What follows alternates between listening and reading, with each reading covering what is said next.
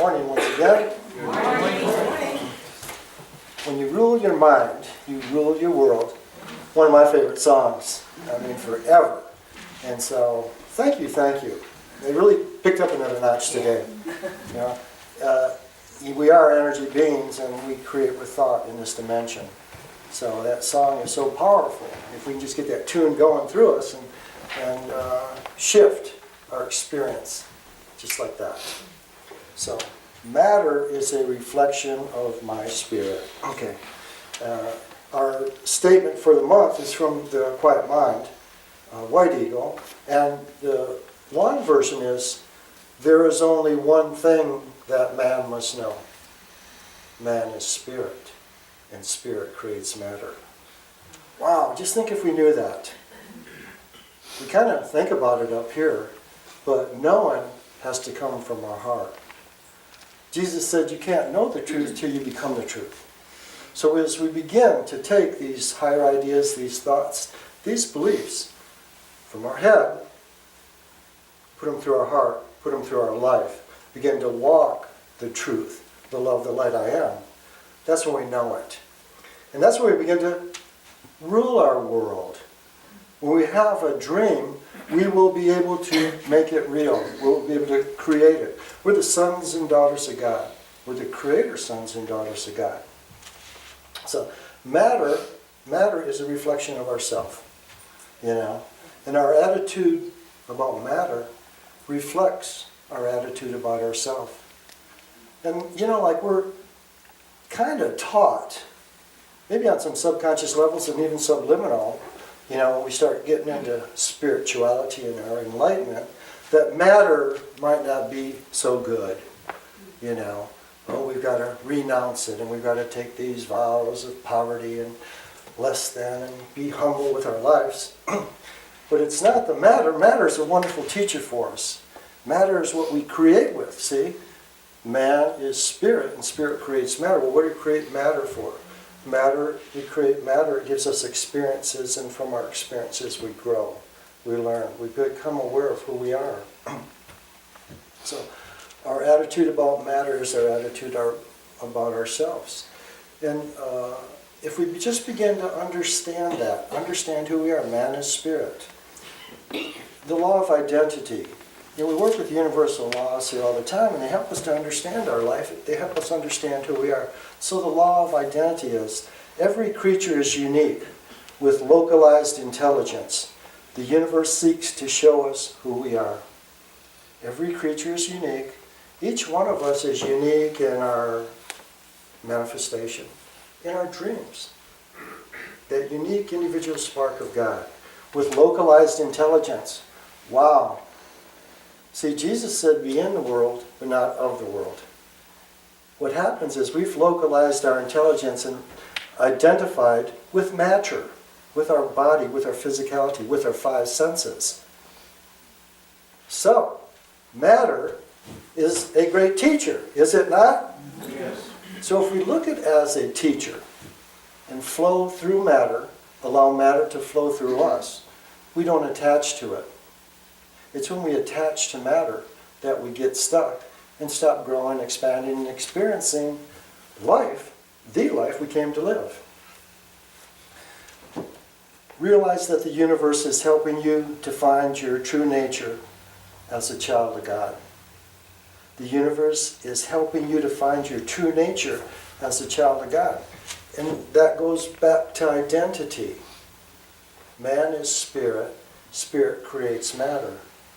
We've created matter, and for comfort, we've created matter to feed us, we've created matter to make us feel safe, and then we've made matter more important than we are. Isn't that the tail wagging the dog? We've made matter more important than we are. This is an old-time expression I would like to use sometimes in my mind. Who else here today? Have you ever heard anybody tell somebody something, share their point of view, and then you hear the other person say, yeah, that's pretty good, but that's kind of like the pot telling the pot maker that they don't know what they're doing. And if we go through life and we try to connect with our spirit and try to reflect that spirit to our life, that's all we're asked to do. And if we listen to our inner guidance and we listen to spirit and don't listen to the outer world, don't give our power to the outer world, we'll accelerate our journey. As we've made matter more important than spirit, more important than we are, we've made people, a lot of people, more important than we are. You see, we're all important. We're all important. We're all unique, individual expressions of God. No one's better than anyone. No one's less than anyone. We are one. See, we are one. And as we begin to give ourselves permission to go there, we'll begin to understand matter, and then what is my relationship with matter? So, matter is a reflection of my spirit. Matter is a reflection of my spirit. Matter is a vehicle for us to understand who we really are. Matter will reveal to us who we are if we ask the question. Let's all close your eyes for a minute right now. And as you close your eyes, just breathe. And I want you to picture your living room in your house. And as you look around your living room, I want you to notice how it's decorated.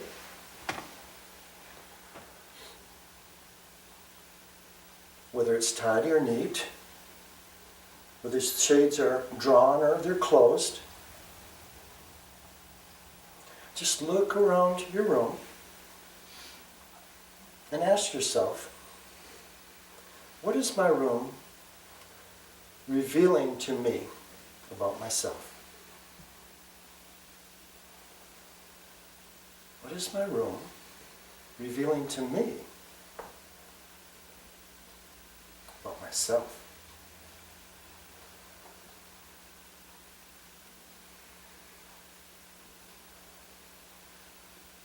And just breathe and be in the energy for a second. And now open up your eyes.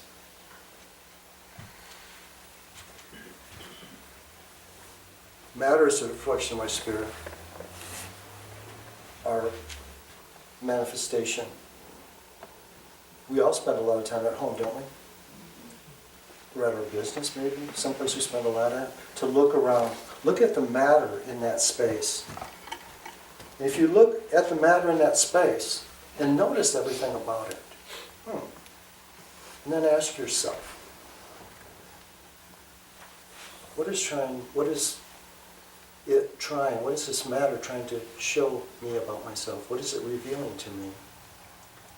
And it's really neat when we begin to look at life like that. Metaphysics, beyond the physical. Beyond the physical. So when we look at it with the eyes and look at with our physical eyes and the physical and say, okay, what is spirit trying to reveal to me? We have to ask and then we can receive. So we ask that. And then we'll be shown. You know, like, if our room happens to be not as tidy as we would like, you know, perhaps Spirit's showing us we're trying to do too much. And we're not being able to take care of the business at hand. If we've got our curtains drawn, maybe it's time that we need to go within that little womb and just be nurtured for a while. We go out in the world every day. It's okay to have a sacred space at home, to just feel the love of God and to be nurtured by Spirit. And in that nurturing, get the clarity and understanding of who we really are. What are we trying to accomplish in the world? I learned a lot about matter and its reflection through Cindy as she does Power Feng Shui. Power Feng Shui is Feng Shui looking at your environment and understanding what it is revealing to you about your subconscious, about your inner self. Power Feng Shui isn't just about putting some mirrors up and wind chimes. It's work. Because to look at how we've placed the furniture in our room, maybe photos or pictures we put on the wall, and in what gua we're trying to do something in, where that energy wouldn't even support us. I stayed at a Holiday Inn Express last night, and I'm not an expert on Feng Shui. But I've been, involved with it for like 17 or 18 years, and through osmosis I'm getting it. And Cindy does Power Feng Shui, I do Southern Feng Shui. But when you look at it, at first it's like, oh yeah, this is, I don't know. But then after you start working with Feng Shui and yourself personally, and then know other people and work with them, you begin to see how real it is. How our inner is trying to be reflected out in the outer to help us grow and expand. The inner, the outer. See, as within, so without. As above, so below. These are Hermetic axioms. And once we begin to understand that and look at it, we begin to understand that our outer is a reflection of our inner. Like when we talk about in the Aquarian, when John the Baptist brought forth that rite of baptism, it's an outer symbol of an inner change. See? An outer symbol of an inner change. And that all had to do with purity, because these people, they were always thought of themselves as being impure because there were so many laws and they couldn't get out of bed without breaking a law. And then they'd have to sacrifice to God to get pure again, to get right with God. They had to buy back their purity from God.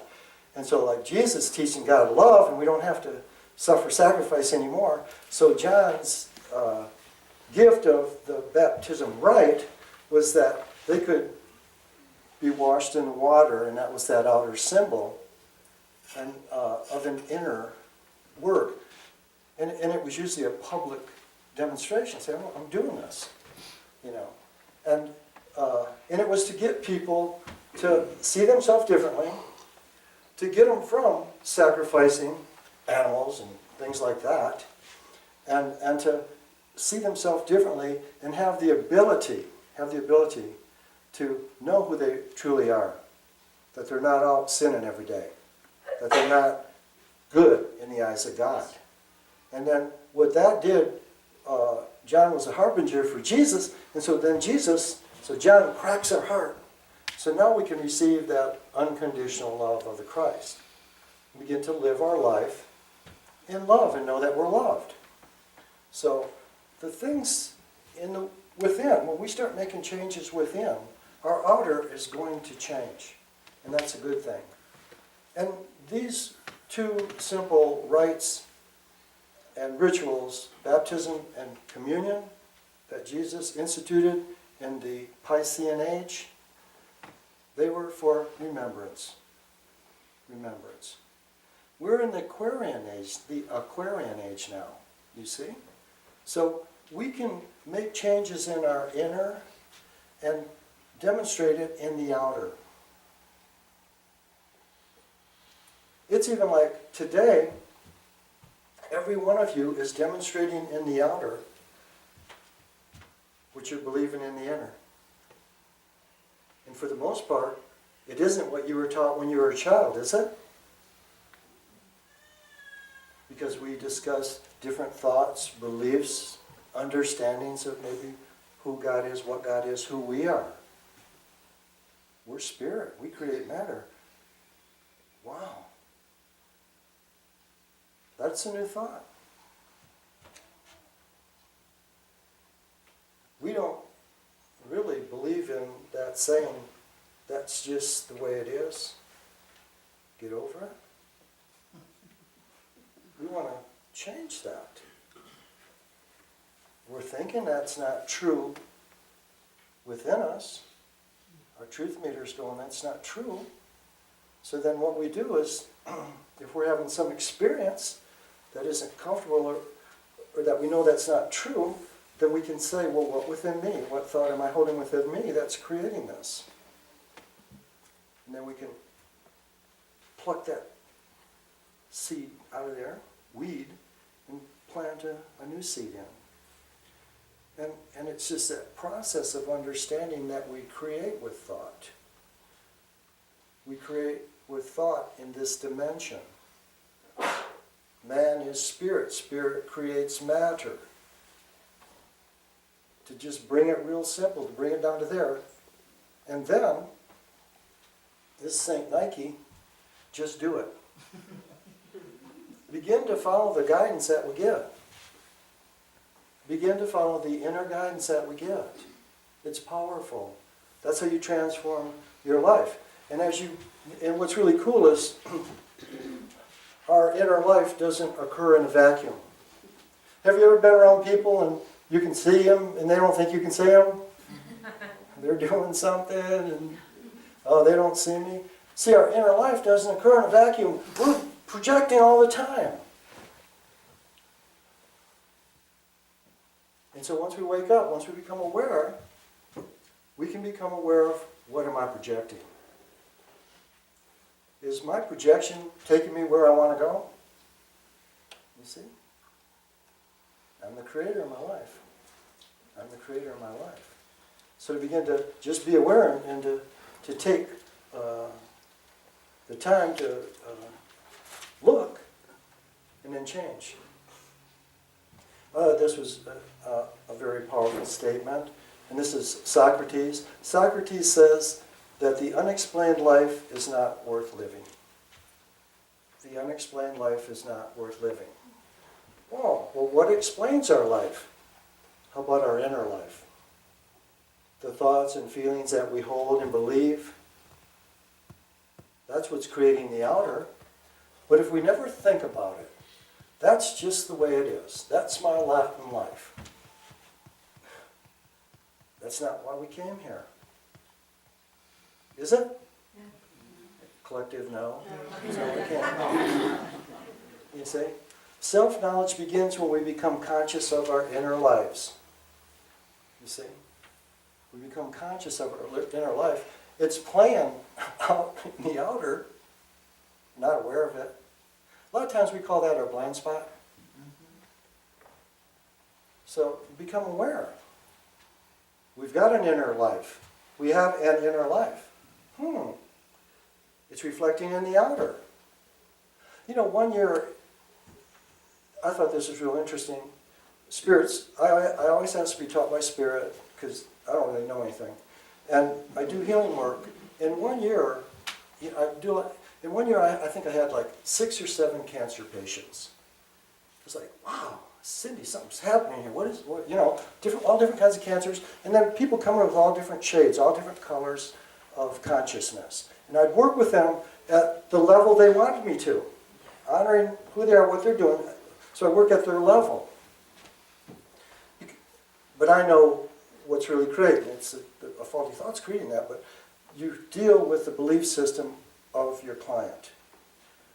And I was working with this one person, and this was the coolest, one of the neatest experiences that I ever had with healing, is they came in one day, because this is like, you're working with people for months or a year, you see?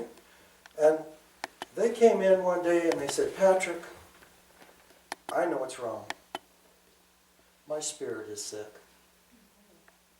I mean, see, literally or logically, we don't want to go there. Because isn't our spirit perfect? You see? Patrick, I know what's wrong. My spirit's sick. See? I don't even know my spirit. You see? I'm not acknowledging it. I'm not feeding it. I'm not giving it a place or a space to express. So our spirit, when it wants to go like this, the spirit's sick. I mean, that just went right to my heart, and I just say, thank you, God. Thank you, God, for the person, because then they really could get on with then they just transformed. And it was just another validation of what I'm trying to understand and know. That we are spirit, and spirit creates matter. thought, when we begin to take it to heart and want to live with it, if we create with our thoughts, no one wants to think that they created their own cancer. We do. It's a teacher. It's a teacher. The experiences we have are teachers. What am I to learn from this? You see? Instead of saying, oh, poor me, blame the world, cigarettes, or anything else, what within me is creating this? It's a glitch within that's manifesting in the outer. Matter is a reflection of my spirit. That person's spirit was sick, and it was reflecting in the outer.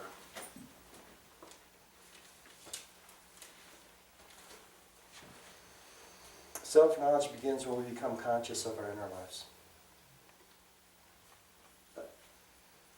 When we become aware of our thoughts and feelings, which are the building materials of our life. I thought, isn't that a cool definition? The building materials of our life. Our thoughts and feelings are the building materials. Don't we need materials if we're spirit and we're creating matter? Yes. So the building materials are our thoughts and feelings. And this is just for us to pay attention to my thoughts and feelings. If we go in our living room and we don't feel good, I never feel good when I sit in my living room. Holy mackerel. I got to change something here, you see? Because I should feel comfortable at least, you see? But it's information. It's information. And to begin to take the steps to begin to change the thoughts on the inner and change the outer.